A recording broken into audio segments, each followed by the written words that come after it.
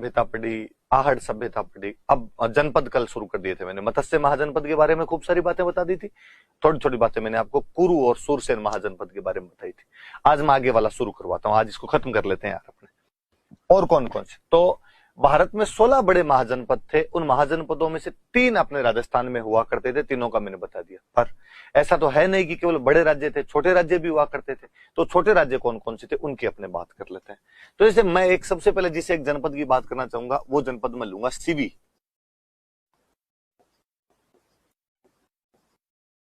CV जनपद हुआ करता था। मुझे लगता है जब मैं सीवी जनपद नाम ले रहा हूं तो आपके दिमाग में सेकंड क्लास आ रही होगी कि सर आपने बताया था कि मेवाड़ के प्राचीन नाम मेदपाट, प्रागवाट और सीवी जनपद है।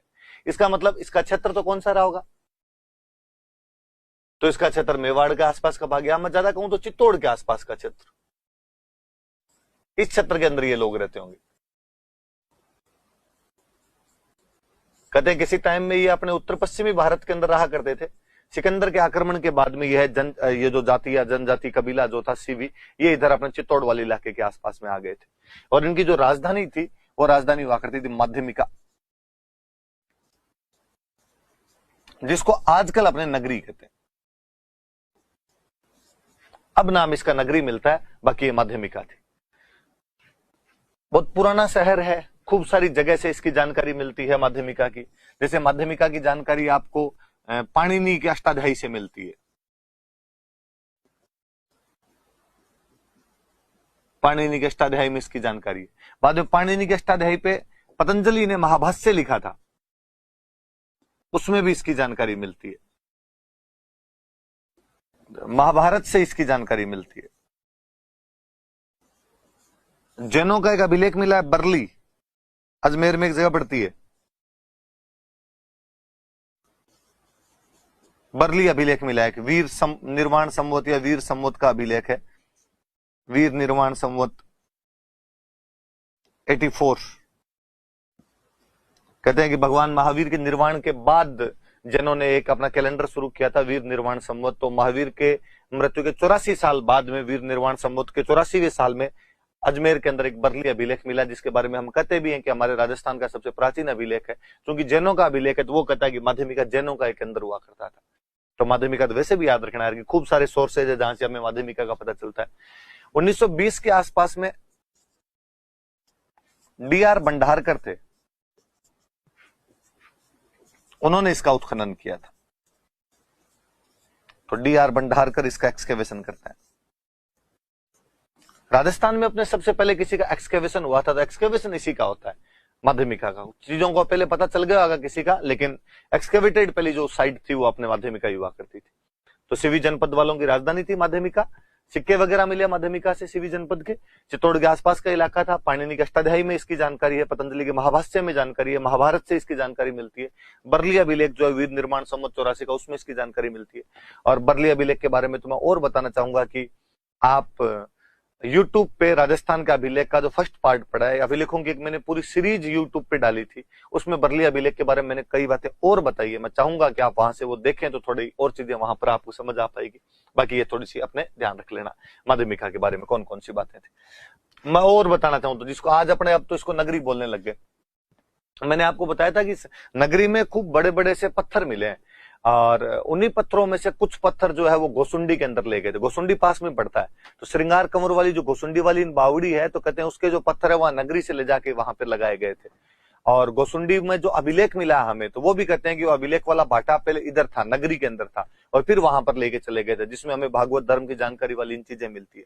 तो इसके पत्थर इधर उधर आसपास में और ले जाए गए थे। तो कहते हैं कि इसके जो पत्थर थे उनको ले जाके पास में एक जगह और हाथीबाड़ा नाम की जगह, वहां पर भी इसके पत्थर लगाए गए थे। तो जो उसी से हाथीबाड़ा वाली नाम की जगह बनाई गई थी। और कहते हैं उस हाथीबाड़ा वाली जगह के पास में ही और अकबर की सेना का पड़ाव रहा था। तो अकबर ने वहां पर एक मीनार बनवाई थी, मीनार के अंदर रोशनी करते थे, और उस रोशनी से चित्तौड़ के किले पर नजर रखने का काम किया गया था। तो वो और अपने आप में आप याद रखना, उब दीवट बोलते हैं उसको। उब दीवट नाम की एक मीनार बनाई थी। उब मतलब खड़ी, दीवट मतलब यहाँ से दिया खड़ा एक मीनार की, जहां से आपको दिया रख दिया गया, वहां से उसकी जानकारी मिलती थी। तो नगरी वाली जगह से ही पत्थर ले जाके हाथीबाड़ा नाम की एक जगह का वो निर्माण किया गया था। नगरी वाली जगह के पत्थरों से आपकी गोसुंडी में बावड़ी वगैरह लगाई गई थी, और वो जो अभिलेख वाला बाटा है वो भी नगरी से ले जाया हुआ है। और अकबर ने यहाँ पे उब दिवट नाम की एक जगह और बनवाई थी, तो याद रखना। तो माध्यमिका के बारे में खूब सारी बातें अभी और आएगी, माध्यमिका की चीजें तो मैं और बताऊंगा अभी आपको। एक और बड़ा महाजनपद अपने मालव, सॉरी जनपद, मालव जनपद। मालव भी यही उत्तरी पश्चिमी भारत की जनजाति हुआ करती थी। सिकंदर से हारने के बाद में, सिकंदर के आक्रमणों के बाद में ये भी इस साइड के अंदर आ गए थे। और मालव जहां जहां रहे थे वो क्षेत्र ज्यादातर मालवा कहलाते हैं। मध्य प्रदेश में मालवा जो है वहां पे मालव रहे थे, पंजाब के अंदर मालवा पड़ता है तो वहां पर भी मालव रहे थे। अपने बेसिकली ये जो इलाका था जयपुर और टोंक वाला, इसमें आ गए थे।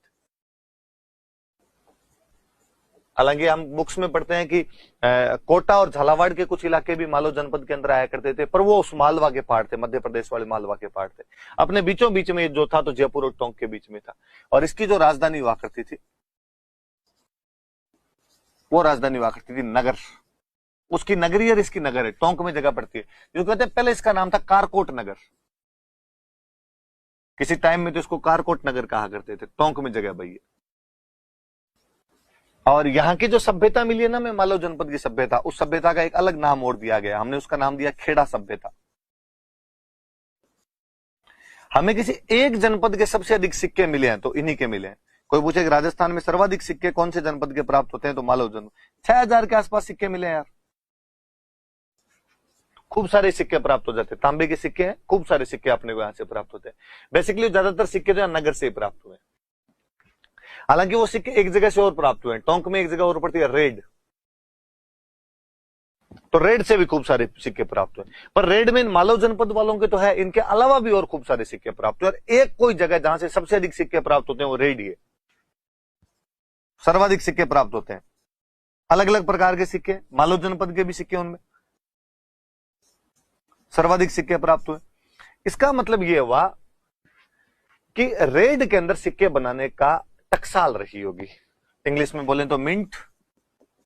टकसाल मतलब जहां पे सिक्के ढाले जाते हैं। इसका मतलब यहां पे धातु का काम होगा बहुत अच्छा, कि धातु के काम, धातु का, मेटल का काम होता होगा तभी सिक्के बनेंगे। इसलिए रेड को अपने प्राचीन भारत का टाटा नगर कहते हैं, कि ये प्राचीन भारत का टाटा नगर है। कैलाशनाथ पुरी थे जिन्होंने रेड का उत्खनन किया था। के एन पुरी कह दो या कैलाशनाथ पुरी कह दो।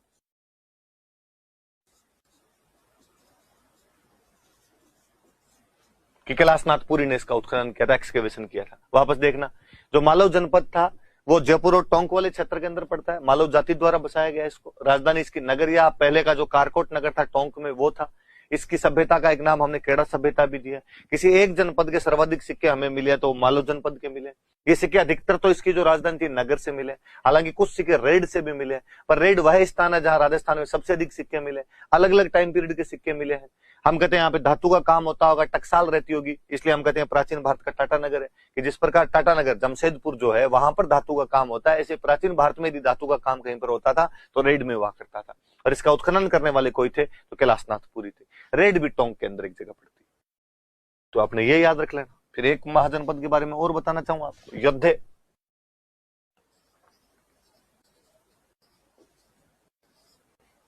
योद्धे जनपद, यह भी उत्तर पश्चिम भारत की एक जाति थी। सिकंदर वाले आक्रमणों के बाद में अपने नीचे की तरफ उतर के आई थी, गंगानगर और हनुमानगढ़ वाले इलाके में।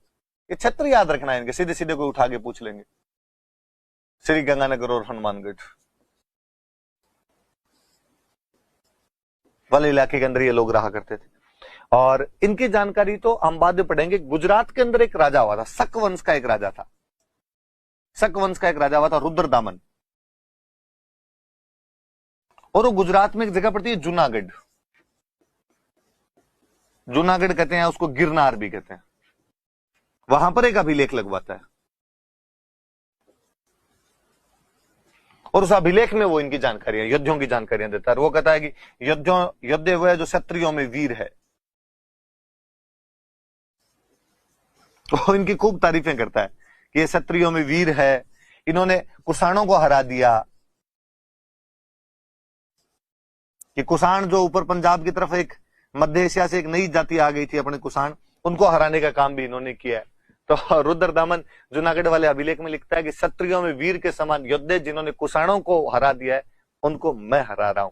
तो पहले दुश्मन की तारीफ करता है, बाद में लास्ट में एक लाइन में लिख देता है कि इनको मैंने हरा दिया। एक आदमी खुद की खुद तारीफ करे तो अजीब सा लगता है कि मैं ये हूं, मैं ये हूं। इसने पहले कहा कि ये देखो योद्धे जो ये बहुत शक्तिशाली है भाई, ये क्षत्रियों में वीर के समान है, योद्धे हैं जिन्होंने कुषाणों को भारत में आगे नहीं बढ़ने दिया, छोटी मोटी चीज नहीं है। फिर एक लाइन में धीरे से नीचे लिखा मैंने इनको हराया। तो ये जो जानकारी है रुद्रदामन अपने जूनागढ़िया गिरनार अभिलेख के अंदर देता है। आप एंशिएंट पढ़ोगे तब और पढ़ोगे कि जूनागढ़िया गिरनार अभिलेख, यहाँ पर एक सुदर्शन झील है, तो सुदर्शन झील की जानकारी देने के लिए अभिलेख वगैरह लगवाए गए थे। आप पढ़ोगे कि यहाँ पे एक अशोक का अभिलेख भी हमें मिलता है, तो वो कई बातें आपको यहाँ से पता चलेगी। स्कंदगुप्त नाम का गुप्त राजा हुआ था, उसका अभिलेख भी यहाँ से मिलता है। तो ये जूनागढ़ गिरनार बहुत महत्वपूर्ण जगह है। शक राजा रुद्रदामन का अभिलेख है, योद्धे जनपद।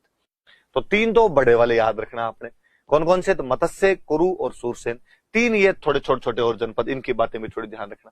योद्धियों के बारे में कहा जाता है कि इन्हीं का ये बाद में नाम अपभ्रंश होता होता जोइया बन गए थे ये, और कालांतर में अपने इस एरिया के अंदर जोइया राजपूत रहा करते थे। हालांकि अब तो कोई गिने चुने से ही मिलते हैं, कहते हैं ज्यादातर ने बाद में इस्लाम वगैरह स्वीकार कर लिया था, योद्धे जो भी रहे होंगे उन्होंने, पर फिर भी वो जो जोइया थे, तो जोइयों को इन योद्धियों का ही वंशज माना जाता है। तो योद्धे जनपद थोड़ा सा याद रखें। दो तीन छोटे छोटे से और मैं बता दूं आपको। एक अर्जुनायन जनपद,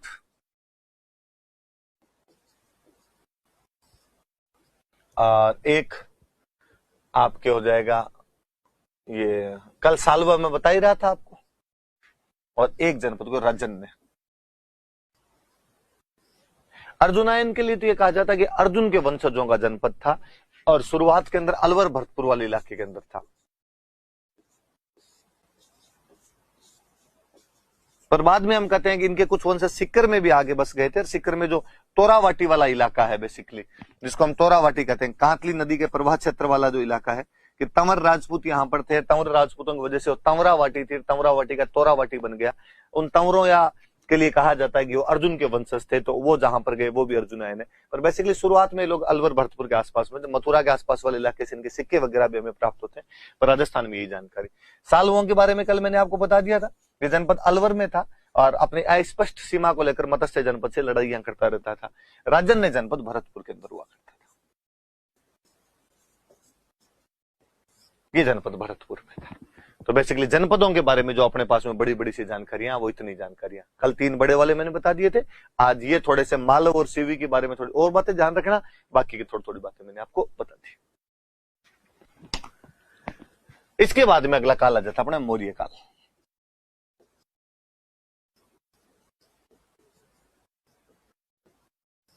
मौर्य काल का अपने को जो एक अभिलेख अपना, सॉरी अभिलेख क्या, एक जो मुख्य सेंटर प्राप्त होता है वो सेंटर है बेराट। अब जयपुर में जो पड़ता है, जिसको आज आप विराट नगर कहते हो, जयपुर के अंदर जगह है। इसकी देखो कुछ बातें तो मैं आपको बता चुका था। मत्स्य जनपद जब मैंने पढ़ाया तो विराटनगर राजधानी थी। कल मैंने कई राजा विराट से संबंधित बातें मैंने बता दी। अपने मौर्य काल की बात करें तो वो है कि यहां से अपने को अशोक के अभिलेख प्राप्त होते हैं।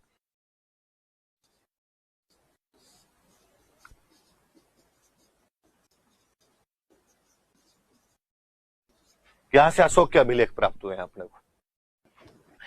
1837 में कैप्टन बर्ट नाम का एक बंदा था, उसने ये अभिलेख यहां से खोजे थे।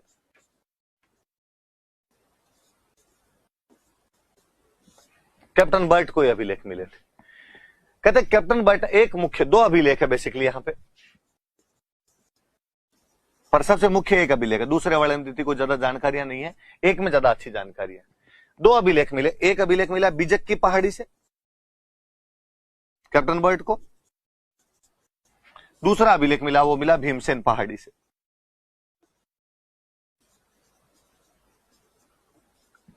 बिजक पहाड़ी से जो अभिलेख मिला उसका नाम है भाबरू अभिलेख। कहते हैं कैप्टन बर्ट फौज का अधिकारी था, इसने वो बेराट से अभिलेख लिया और बेराट से अभिलेख लेने के बाद इनका कैंप भाबरू नाम के गांव में 3 दिन तक बैठा रहा था, इसलिए वो अभिलेख इसने भाबरू में रखा, इसलिए उसका नाम भाबरू अभिलेख पड़ गया। बाकी उसका भाबरू से कोई लेना देना नहीं, भाबरू अलग गांव है, वो बेराट से मिला है और बिजक डूंगरी से वो मिला। बाद में कलकत्ता म्यूजियम में इसको भेज दिया गया था, इसलिए इस अभिलेख का एक और नाम बेराट कलकत्ता अभिलेख है। ये अच्छा अभिलेख है।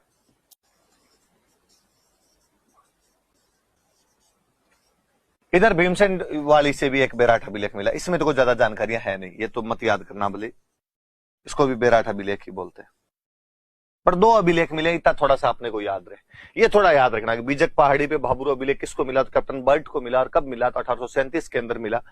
और इस अभिलेख के अंदर अशोक 2-3 बातें कहता है। एक तो अशोक इसके अंदर कहता है कि मैं मगध का राजा हूं, तो अशोक को इसमें मगध का राजा लिखा गया, क्यों घोषणा करता है कि मैं मगध का राजा हूं। इसी अभिलेख के अंदर अशोक लिखता है कि बुद्धम शरणम गच्छामि, संघम शरणम गच्छामि, धम्मम शरणम गच्छामि।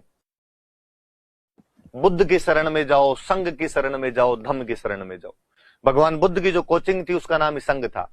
धम्म, अशोक ने एक कोड ऑफ कंडक्ट बनाया था, क्या करना चाहिए क्या नहीं करना चाहिए, उसकी जो आचार संहिता थी, नैतिक संहिता थी, उसको धम्म कहा जाता है।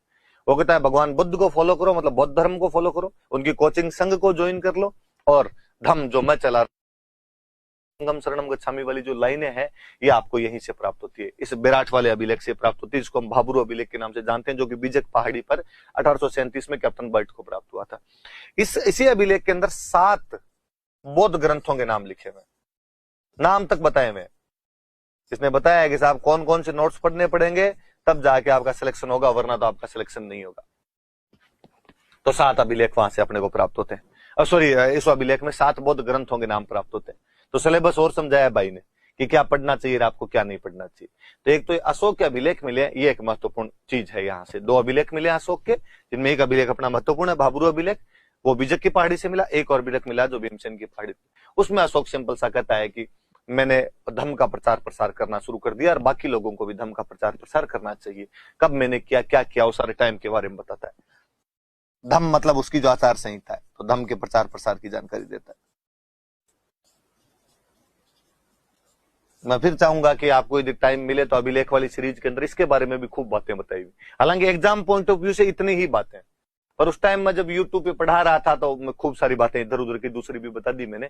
आप चाहो तो वहां पर भी इन बेराट वाले अभिलेख के बारे में भी मैंने विस्तार से खूब सारी बातें बताई। किसी का ज्यादा इंटरेस्ट हो तो वो भी सुन लेना आपने भले। तो एक तो बेराट में अशोक वाले अभिलेख की सीधी सीधी सी ये बात, 2 बातें याद रखनी। मगध का राजा कहा गया, बुद्ध संघ और धम्म में अपनी निष्ठा व्यक्त करता है, 7 बौद्ध ग्रंथों की जानकारी देता है। अब जब ये 1837 में यहां पर मिला, तो आप यदि राजा महाराजा चेक करेंगे तो उस समय अपने राम सिंह सेकंड अपने यहाँ पे राजा हुआ करते थे जयपुर में, जयपुर के अंडर आता था। तो राम सिंह सेकंड ने कहा यार ये गोरे यहाँ से ठीक उखाड़ उखाड़ के लेके जा रहे हैं, अपने भी पता लगाओ कुछ मिलता है कि नहीं मिलता है। तो राम सिंह, जयपुर के राजा जो राम सिंह सेकंड थे, उन्होंने भी यहाँ पर उत्खनन करवाया था। उनके टाइम में यहाँ पर उत्खनन करवाया गया, और जब उत्खनन करवाया गया तो यहाँ पर एक सोने की छोटी सी संदूक मिली, स्वर्ण मंजूसा। मंजूसा मतलब संदूक, और उसके अंदर यू राख सी है, और ऐसा कहा जाता है कि शायद भगवान बुद्ध के अवशेष है, रेमनेंट्स ऑफ लॉर्ड बुद्धा। और ऐसा माना जाता है कि भगवान बुद्ध के मरने के बाद में उनके जो राख थी, उसके जो अवशेष थे, उनको अलग अलग स्थानों पर ले जाकर रखा गया था। अलग अलग स्थानों पर ले जाके स्तूपों के अंदर उसको वहां पे जमाया गया था, लोग उनकी पूजा किया करते थे। तो बेराट भी बौद्ध धर्म का एक मुख्य केंद्र था। इसीलिए अशोक जो अपना है वो यहाँ पर अभिलेख लगवा रहा है बौद्धों को इंप्रेस करने के लिए, और वो कहता देखो मैं भी आपके बुद्ध भगवान को कितना मानता हूं, और इसीलिए यहाँ पर स्तूप वगैरह रहा होगा जिसके अंदर भगवान बुद्ध के अवशेष रहे होंगे। ऐसी एक बात कही जाती है कि वो स्वर्ण मंजूसा यहाँ पर मिली थी। गौरव ने करवाया 1936 में। दयाराम साहनी अपने यहाँ पर उत्खनन करते हैं बाद में, जब सिंधुगढ़ सभ्यता की खोज हो गई थी, उसके बाद कहा भाई यहाँ और पता लगाया जाए, तो दयाराम साहनी ने यहाँ पर उत्खनन किया था। और ज्यादा चीज तो कोई मिली नहीं मिली, पर एक तो पहाड़ियां हैं, पहाड़ियों में कुछ ना कुछ लिखा हुआ है, जो वो जब आप लिखा हुआ देखोगे तो ऐसे लगेगा जैसे शंख जो होता है, शंख जो बजाया जाता है अपने, तो शंख की आकृति में लोग लिखा करते थे। तो यहां से शंख लिपि प्राप्त होती है। तो कोई आपसे सिंपल सा पूछेगा कि बेराट की लिपि को क्या कहा गया है, तो उसे शंख लिपि कहा गया। एक यहाँ की वो जो चट्टाने हैं उनके अंदर हमें खूब सारे चित्र मिले, सेल चित्र, रॉक पेंटिंग्स, खूब सारी रॉक पेंटिंग्स भी हमें है यहाँ से प्राप्त होती है। तो बेराट के बारे में ये बातें भी याद रखना भाई। एक तो बेराट में अशोक वाले अभिलेख मिले हैं, 2 अभिलेख अपने को, एक तो बीजक पहाड़ी से, एक भीमसेन की पहाड़ी से, उसको भाबरू अभिलेख कहा जाता है। बेराट कलकत्ता अभिलेख भी कहा जाता है क्योंकि बाद में कलकत्ता भेज दिया था उसको। एक बेराट अभिलेख और है दूसरा, उसमें तो धम्म की बातें करता है। इधर वाले में वो कहता है कि बुद्ध, संघ और धम्म तीनों में मैं विश्वास रखता हूँ, और 7 बौद्ध ग्रंथों की जानकारी देता है, खुद को मगध का राजा बताता है वो। तो वो थोड़ी बातें याद रख लेना। और राम सिंह सेकंड ने उत्खनन करवाया, एक स्वर्ण मंजूसा मिली जिसमें शायद भगवान बुद्ध के अवशेष रहे हुए होंगे, 1936 में दयाराम साहनी ने उत्खनन किया था। यहाँ की जो लिपि है उसको शंख लिपि कहा गया है। यहाँ की चट्टानों में हमें चित्र मिले तो रॉक पेंटिंग्स प्राप्त होती। यहाँ पर वो एक बंदा आके गया था, हवेनसांग, चीनी यात्री था हवेनसांग। तो हवेनसांग ने बेराट की यात्रा की थी।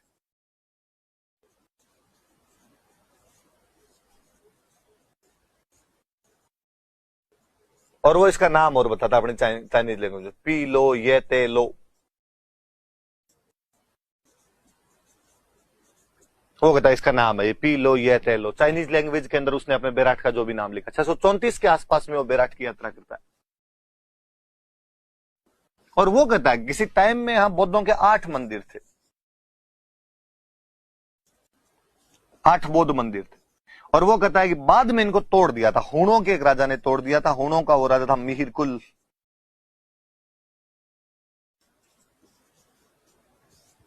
कि मिहिरकुल ने बाद में इनको तोड़ दिया था, ऐसा वो कह के गया। मिहिरकुल हुण था, हुण बौद्धों के शत्रु हुए, भगवान शिव के भक्त हुआ करते थे। तो हो सकता है मिहिरकुल ने ये कांड कर दिया, इसमें कोई बड़ी बात तो नहीं। तो ये हवेनसांग की भी थोड़ी सी जानकारी है। बेराट की यात्रा की थी 634 के आसपास में। पी लो ये ते लो अपनी चाइनीज लैंग्वेज के अंदर वो इसको लिखता है ऐसा। 8 बौद्ध मंदिरों की उपस्थिति बताता है यहाँ पर वो। और वो कहता है कि हुण राजा मिहिरकुल ने बाद में इनको तोड़ दिया था क्योंकि वो बौद्धों के शत्रु थे। मौर्य बेराट के बारे में तो लंबी बातें मिलती है अपने को कि बेराट के मौर्यों के टाइम से जानकारी मिलने लगती है। हवेनसांग बहुत बाद में आया था, हर्षवर्धन के शासनकाल में आया था। वहां तक की अपने को जानकारी बेराट से कुछ ना कुछ मिल जाती है। पर चूंकि हम तो अभी मौर्य काल पढ़ रहे हैं, तो मौर्य काल तो खत्म हो गया, कभी का कभी खत्म हो जाता है। 185 बीसी के आसपास ही मौर्य काल खत्म हो जाता है। पर मौर्यों के बारे में अपने राजस्थान में थोड़ी जानकारियां और मिलती है अपने को। जैसे तो मौर्यों के बारे में एक जानकारी यह है कि किसी चित्रांग मौर्य नाम के राजा ने अपने चित्तौड़ का किला बनवाया था। चित्रांग मौर्य ने चित्तौड़ किले का निर्माण करवाया था।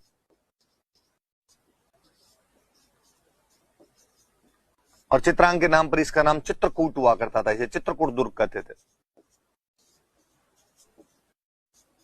यह भी है कि उसने यहां पर एक तालाब बनवाया था और उस तालाब का नाम था चतरंग, चतरंग पौंड बनाया था। ये जितनी भी जानकारी है हमें इसके बारे में, ये एक बुक से मिली है, कुमारपाल प्रबंध। कुमारपाल प्रबंध नाम की किताब है, उससे ये जानकारी मिलती है।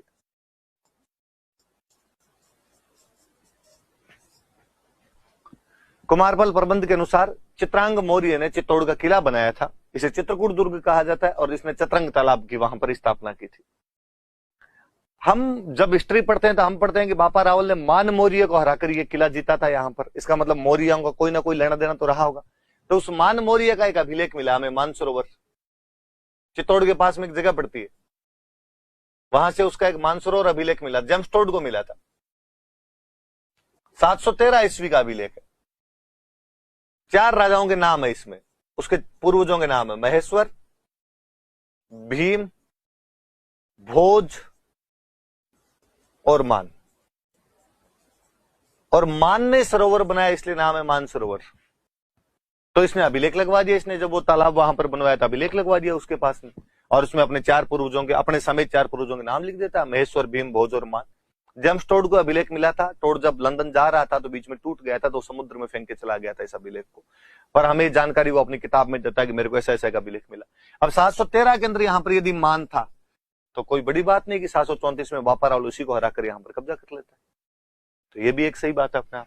फिर मौर्यों का एक अभिलेख अपने को मिलता है कणसवा, शिव जी का मंदिर है, कणसवा शिवालय अभिलेख मिला है कोटा से।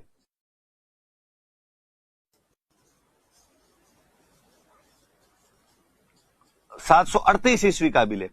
इसमें फिर एक मौर्य राजा का नाम है, वो मौर्य राजा धवल। मौर्य राजा धवल की जानकारी मिलती है।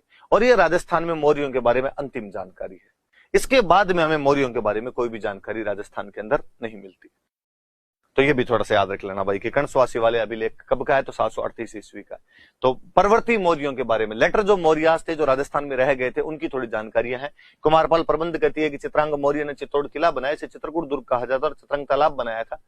मानसरोवर अभिलेख 713 का कहता है कि राजा मान ने यहाँ पर मानसरोवर तालाब बनवाया था, जिसके 3 पूर्वज पहले महेश्वर, भीम और भोज के नाम मिलते हैं। जमस्टोड को अभिलेख मिला था, लंदन जाते समय समुद्र में फेंक के चला गया था।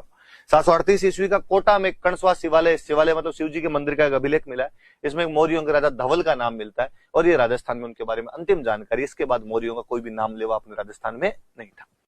तो एक बड़ा सेंटर तो बेराट, और फिर ये परवर्ती मौर्य लेटर मौर्यास जो थे उनके बारे में अपने को क्या क्या जानकारी।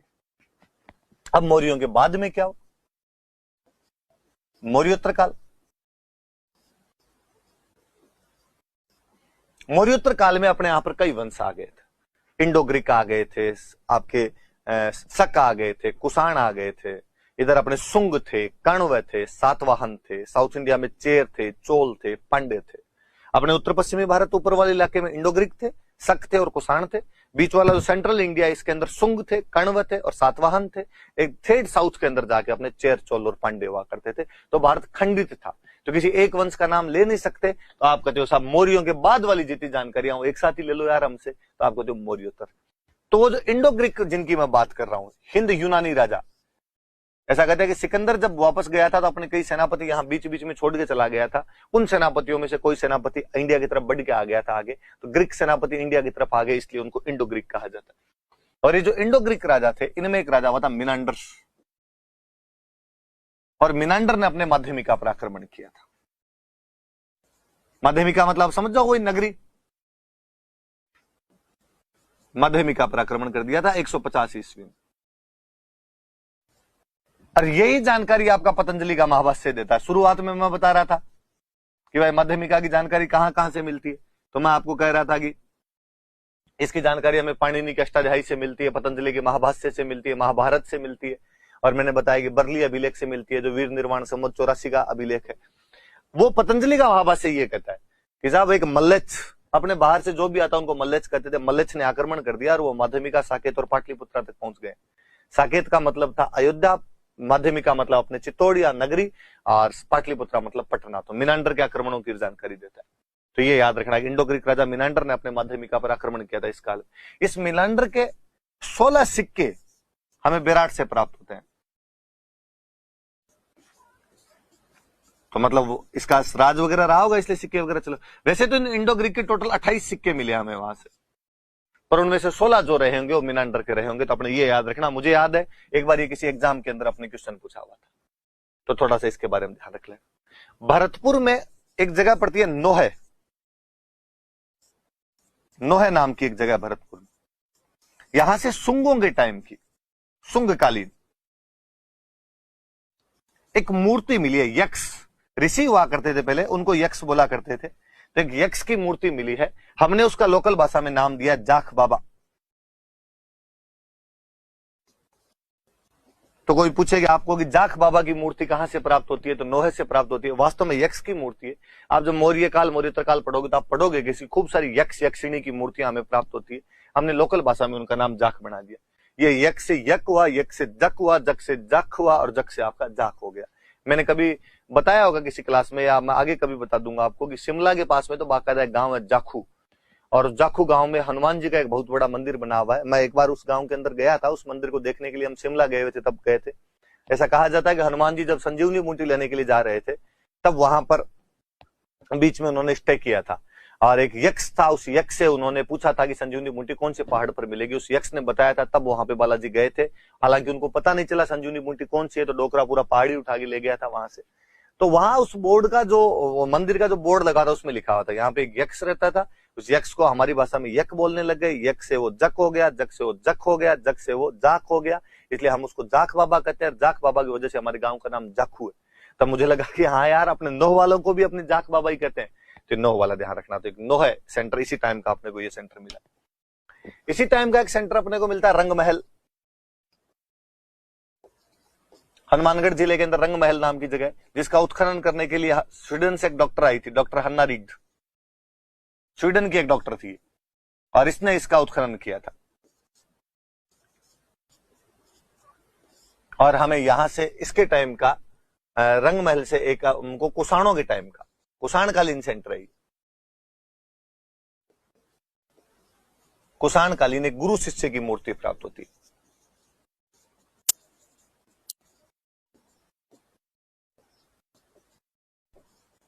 गुरु शिष्य की मूर्ति यहां से प्राप्त होती थी। ये थोड़ा सा एक याद रख लेना कि रंग महल का उत्खनन किसने किया, डॉक्टर हन्ना रीड ने किया था। हनुमानगढ़ जिले में एक जगह पड़ती है, और कुषाणकालीन गुरु शिष्य की मूर्ति प्राप्त होती है। नोहे से सुंगकालीन है, यक्ष की मूर्ति है, यहाँ से कुषाण कालीन है और गुरु शिष्य की मूर्ति है। बस मौर्योत्तर काल में 3 ही जानकारियां अपने पास, और कोई जानकारी नहीं। याद रख लेना 3 जानकारियां कौन कौन सी आपके। एक जानकारी तो कौन सी है, तो एक जानकारी तो अपने पास में यह है कि आपके वो सब कौन सा ये मौर्योत्तर काल मिनांडर ने अटैक कर दिया था माध्यमिका पे। एक नोहे से हमें शुंगकालीन मूर्ति मिली है और एक रंगमहल से हमें कुषाणकालीन मूर्ति मिली है। इसके बाद आगे गुप्त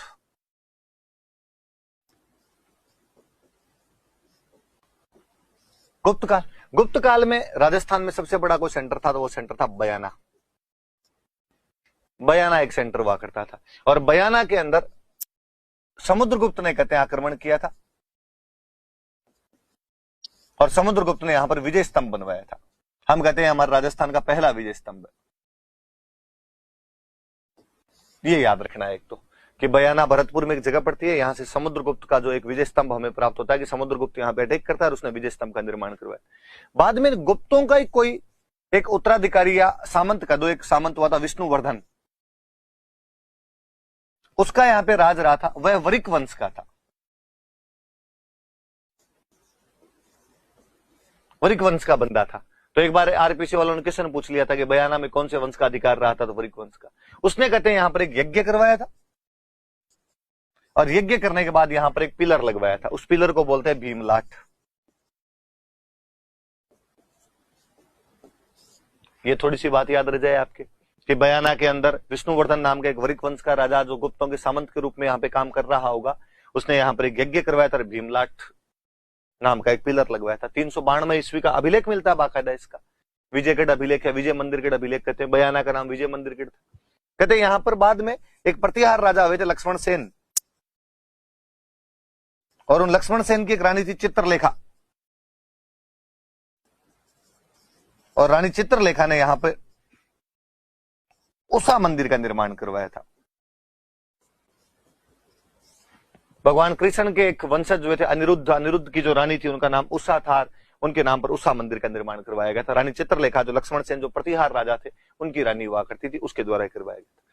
बयाना के बारे में एक याद रखने वाली बात यह कि बयाना अपने मध्यकाल में नील की खेती का सबसे मुख्य केंद्र था। इंडिगो एग्रीकल्चर खूब सारी हुआ करती थी, यहां पे नील की खेती हुआ करती थी, नील की खेती का मुख्य केंद्र हुआ करता था। बयाना में गुप्तों के सबसे अधिक सिक्कों का ढेर मिला है। बयाना के पास में एक जगह पड़ती है नगला छेल, वहां नगला छेल से गुप्त सिक्कों का ढेर मिला है। गुप्तों के सबसे अधिक सिक्के यहां से मिले, तो इसका मतलब जो बयाना है ये गुप्तों का मुख्य केंद्र रहा होगा। और ये तो बड़ा जोरदार, 1946 के आसपास में भरतपुर दरबार थे ब्रजेंद्र सिंह जी, शिकार खेलने के लिए गए थे। बयाना के पास जो नगला छेल नाम की जगह है, तो वहां पे जब शिकार खेलने के लिए गए तो वहां घोड़े की टापों से नीचे वो सिक्के निकल गए थे, जमीन के अंदर वो जैसे ही दबाव पड़ा जमीन में वो सिक्के जो भी थे तो बाहर आ गए। वहां पता चला गया सिक्कों का इतना बड़ा ढेर, 1821 सिक्के प्राप्त होते हैं। तो सबसे बड़ा गुप्तों का सिक्कों का ढेर कहां से मिला, तो बयाना ही नाम लेते हैं। बाकी एग्जैक्टली जगह नगला छेल नाम की जगह जहां से वो सिक्के प्राप्त होते हैं। तो बयाना वाली बातें याद रखना भाई। समुद्रगुप्त ने यहाँ पर विजय स्तंभ बनवाया था, गुप्तों के सिक्कों का एक ढेर मिला है, 1821 सिक्के मिले। सबसे अधिक सिक्के उनमें चंद्रगुप्त सेकंड के, चंद्रगुप्त सेकंड नाम का राजा था, उसके सबसे अधिक सिक्के मिले यहाँ से। और विष्णुवर्धन जो गुप्तों का एक सामंत रहा होगा, जो स्वयं वरिक वंश से संबंधित रखता होगा, उसने यहाँ पे यज्ञ करवाया था। और उसके बाद एक भीमलाट, जैसे अपने ईसर लाट पड़ते हैं वैसे भीमलाट बना दी होगी। प्रतिहार राजा लक्ष्मण सेन की पत्नी चित्रलेखा ने या रानी ने यहाँ पे उषा मंदिर का निर्माण करवाया था। और मध्यकाल के अंदर जो आपने बयाना था वो नील की खेती का एक मुख्य केंद्र रहा था। और चीजें थोड़ी सी पढ़ लेते। एक अभिलेख मिला अपने को, बड़वा अभिलेख, 12 से एक अभिलेख मिलता है, 12 जिले से अभिलेख मिला, 238 ईस्वी के आसपास का अभिलेख है, शायद तक मेरे याद आने में यही है। और इससे एक वंश की जानकारी मिलती है, मोखरी, मोखरी वंश की जानकारी मिलती है। यहां पर भी मोखरी वंश के राजाओं ने यहां पर यज्ञ करवाया और यज्ञ के बाद में यहां पे 4 पिलर लगवाए थे, 4 स्तंभ लगवाए, और 4 स्तंभों में से 3 पे लेख लिखवाए उन्होंने, 3 पे लेख लिखे। अपने सीधी सी बात याद रखने की, मोखरी वंश की जानकारी वाले अभिलेख कहां से प्राप्त होते हैं, तो बड़वा से हमें ये अभिलेख प्राप्त होते हैं। 4 पिलर है, उनमें 3 पर अपने को लेख लिखे हुए। यज्ञ के बाद में पिलर लगाए गए थे, यूप बोलते थे, यूप, यज्ञ के बाद में जो भी पिलर लगाए जाते यूप, तो यूप लगवाए मैं यहाँ पे, तो ये याद रख लो। अभी मैं आपको बात कर रहा था एक बंदे की, आपके मिहिर कुल की। मिहिर कुल ने अपने बाड़ोली नाम की एक जगह है, यहाँ पर शिव मंदिर बनवाए थे। मैंने कहा था कि बौद्धों के मंदिर तो तोड़ दिया करते थे और शिव जी के मंदिर बनवाया करते थे, तो ये मिहिर कुल द्वारा बनवाए गए थे।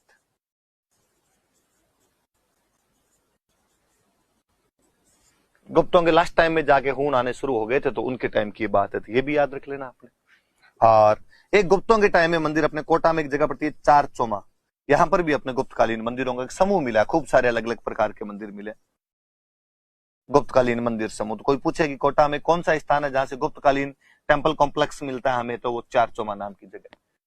सीधी सीधी बयाना, बड़वा, बाड़ोली, ट्रिपल बी और एक चार चोमा याद रखना सी।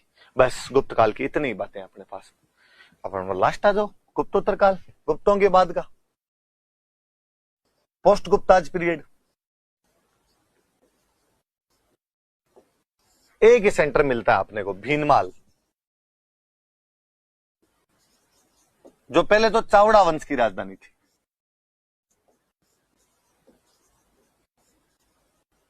चावड़ा राजपूत हुआ करते थे, उनकी राजधानी थी। चावड़ा कहते हैं, या इन चावड़ों को चाप कहते हैं, या इनको चापोतकट कहते हैं। कई जगह से इनकी जानकारी भी मिल जाती है, जैसे एक तो बसंतगढ़ वाला अभिलेख जो पहली क्लास में हम बात करते हैं, उस बसंतगढ़ वाले अभिलेख के अंदर ऐसी बातें हैं कि चावड़ों का एक राजा था वरमलात, और वरमलात का एक सामंत था राजिल, और वह अर्बुद देश का स्वामी है।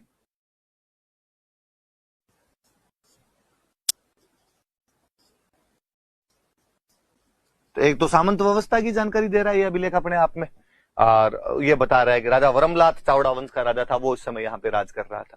तो बसंतगढ़ अभिलेख से जानकारी मिलती है। फिर भीनमाल के दो बड़े विद्वान हुए अपने, एक वे कवि माघ, वो भी इन्हीं चावड़ों के टाइम के थे, जिन्होंने एक किताब लिखी है संस्कृत की, बहुत शानदार बुक है, शिशुपाल वध, भगवान कृष्ण ने किस प्रकार शिशुपाल को मारा था। और इसके अंदर कवि माघ भी लिखते हैं कि मेरे दादाजी का नाम है सुप्रभदेव, और मेरे जो दादाजी है सुप्रभदेव जो है, ये वरमलात के मुख्यमंत्री है। वो एग्जैक्टली शब्द का इस्तेमाल करते हैं कि सर्वाधिकारी है, मुख्यमंत्री को बोलते थे कि मेरे जो दादाजी है सुप्रभदेव, वो राजा वरमलात के सर्वाधिकारी। इसका मतलब जो कवि माघ है वो भी कहीं ना कहीं वरमलात की जानकारी देते। फिर एक वे ब्रह्मगुप्त, हम जिनको कहते हैं कि न्यूटन से बहुत पहले इन्होंने गुरुत्वाकर्षण की खोज कर ली थी, हम इनको भारत का न्यूटन कहते हैं। दो शानदार किताबें लिखी इन्होंने, एक किताब का नाम है ब्रह्म स्फुट सिद्धांत,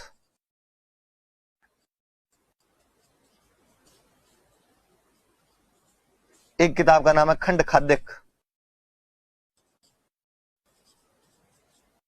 ब्रह्मस्फुट सिद्धांत और खंड खाद्यक नाम की दो किताब लिखी। ब्रह्मस्फुट सिद्धांत के अंदर वो लिखते हैं कि यहां पर एक राजा है, उसका नाम है व्याघ्रमुख, और वो चाप वंश का राजा है। और ये बसंतगढ़ वाले अभिलेख के 3 साल बाद का वो जानकारी है ये अपने आप में। इसका मतलब वरमलात के जस्ट बाद में वहां पर कोई राजा बना होगा, तो कौन बना होगा? व्याघ्रमुख। तो चावड़ों के बारे में अपने को जानकारी भी मिलती। तो मुझे याद एक बार ये भी क्वेश्चन था कि भीनमाल में कौन से वंश का शासन रहा था, तो चावड़ा वंश का शासन रहा था यहाँ पे। चावड़ों से बाद में भीनमाल को छीन लिया था गुर्जर प्रतिहारों ने, तो ये बाद में गुर्जर प्रतिहारों की राजधानी भी रहा था। कहते गुर्जर प्रतिहार भी यहां पर रहे थे, तो उनकी भी राजधानी। फिर आपका वही अवेनसांग, वो इधर भी चक्कर काट के गया था। विराट की भी यात्रा की थी, उसने भीनमाल की भी यात्रा की थी, और भीनमाल का वो नाम देता है पीलो मोलो। उसका पीलो ये तेलो, इसका देता हो पीलो मोलो। चाइनीज भाषा में जैसे ही नाम होंगे भाई। तो उसने इधर भी यात्रा की थी। तो भीनमाल के बारे में थोड़ी बातें याद रखना कि भीनमाल चावड़ा वंश की राजधानी थी। इसे चाप वंश या चापोत्कट वंश भी कहा जाता है, जिनकी जानकारी हमें बसंतगढ़ अभिलेख से मिलती है, जिसके अनुसार राजा वरमलात के सामंत राजिल को अर्बुद देश मतलब आबू का स्वामी घोषित किया गया था, जो एक तरीके से सामंत व्यवस्था की जानकारी देता है। राजस्थानी आदित्य शब्द भी हमें सबसे पहले इसी के अंदर मिलता है, और चावड़ा वंश की जानकारी मिलती है। कवि माघ जो यहीं के रहने वाले थे, शिशुपाल वध के अंदर लिखते हैं, जब अपनी जानकारी देते हैं कि मेरे दादाजी जो थे सुप्रभदेव, वो राजा वरमलात के सर्वाधिकारी थे। और इस अभिलेख के 3 साल बाद ब्रह्मगुप्त ने अपने ब्रह्मस्फुट सिद्धांत लिखी, जिसमें वो यहाँ पे चाप वंश के राजा व्याघ्रमुख का उल्लेख करते हैं। और जो ब्रह्मगुप्त थे उनको हम भारत का न्यूटन कहते हैं। इनकी एक और किताब, उस किताब का नाम है खंड खाद्यक, और ये बाद में गुर्जर प्रतिहारों की राजधानी बन गई थी। हवेनसांग इधर भी यात्रा करता है और हवेनसांग ने इसको पीलो मोलो कहा है। यह हो गया अपने गुप्तोत्तर काल की ज्यादातर जो जानकारियां हैं, ये एक ही जानकारी थी अपने पास। अब बड़े बड़े सेंटर तो ये हो गए, थोड़े कुछ सेंटर बीच बीच में से और रह गए, मैं उनकी जानकारी दे देता हूं। जैसे एक सेंटर है अपने गणेश्वर, गणेश्वर सीकर जिले में, कांतली नदी के किनारे। आरसी अग्रवाल सर ने इसका उत्खनन किया, तांबा मिला, खूब सारा तांबा मिला, खूब सारा। हम तो कहते हैं वास्तव में हड़प्पा को तांबा इधर से जा रहा था, पास में खेतड़ी, तांबा मिलना ही है वहां से, तो यहां से कालीबंगा जाता, कालीबंगा से आगे हड़प्पा वालों को भेजा करते थे। और सबसे पुराने तांबे के उदाहरण अपने यहीं से मिलते हैं। तो हम कहते हैं ताम्र युगीन सभ्यताओं की जननी है, कि मदर ऑफ कॉपर सिविलाइजेशन कोई है तो गणेश्वर है, ताम्र युगीन सभ्यताओं की जननी। ये याद रखनी है एक बात। फिर ये सीकर में, फिर एक जगह अपने को मिली है सुनारी, ये वही झुंझुनू में है ये जगह, सेम कांतली नदी के किनारे। कांतली इन दो में बती है, ज्योग्राफी वाले सर और अच्छे से पढ़ाएंगे आपको। और यहां पे लोहे भट्टियों के प्राचीनतम अवशेष है, उधर तांबे के, इधर लोहे के, बस ये याद रखना है। लोहे भट्टियों के प्राचीनतम अवशेष, वो तांबे के प्राचीनतम अवशेष है, यहां से लोहे के। और ये तो कहते हैं कि लगभग वैदिक काल के आसपास की बस्ती थी, वैदिक बस्ती बताते हैं इसको, कि वैदिक बस्ती रही होगी यहां पे। फिर इसके बाद में और कोई जगह, एक जगह है ईसवाल, उदयपुर में, लोहे का काम यहां से मिला है। और इसके बारे में तो कहा जाता है कि एक इंडस्ट्रियल सिटी थी, औद्योगिक नगरी थी एक।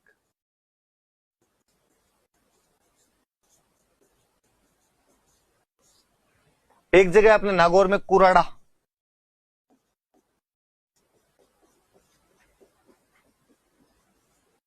कुराड़ा नाम की जगह नागौर से, और इस कुराड़ा में औजार बनते थे खेती के खूब सारे, इसलिए इसको औजारों की नगरी कहा जाता है। और आगे जब मैं हस्तकला पढ़ाऊंगा तब मैं और बताऊंगा कि आज भी खेती के औजार सबसे अच्छे यदि कहीं पर मिलते हैं तो नागौर के अंदर है। इसका मतलब ये लगातार बनते आ रहे हैं, पहले भी यहाँ के लोग अच्छे औजार बनाते थे, अब भी वो यहाँ के लोग हैं जो अच्छे औजार बना लेते हैं। तो कुराड़ा नागौर को औजारों की नगरी कहा जाता है। फिर सेंटर के नाम है खाली, और तो कोई बातें है नहीं। एक सेंटर है जोधपुरा, जयपुर में पड़ता है, साबी नदी के किनारे है। इतना है बस याद रखने वाली सी बात है। एक सेंटर है गणेश्वर, सॉरी गणेश्वर तो हो गया, नलियासर, ये भी सांबर के पास में जयपुर में। सेंटर के नाम को सीधा पूछ ले। एक हड़प्पा कालीन एक ही मिला है बरोर, श्री गंगानगर में। बस नाम याद रखना, कोई प्रीलिम्स में पूछ लेगा। हड़प्पा के अवशेष मिले हैं, मतलब हड़प्पा कालीन सभ्यता के अवशेष है ना, हड़प्पा का कहने का मतलब। एक सेंटर है जालोर में एलाना,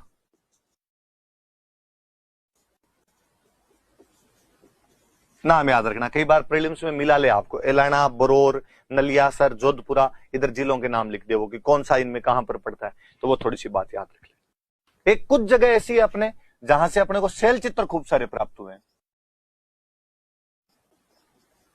बेसिकली तो ये एक तो कोटा के अंदर चंबल नदी के आसपास वाले इलाके में, और एक बूंदी में छाजा नदी के आसपास के इलाकों। फिर थोड़े से जगह का नाम वगैरह याद रख लेना कि छाजा नदी के आसपास में कौन से हैं और ये दूसरे वाले कौन से हैं।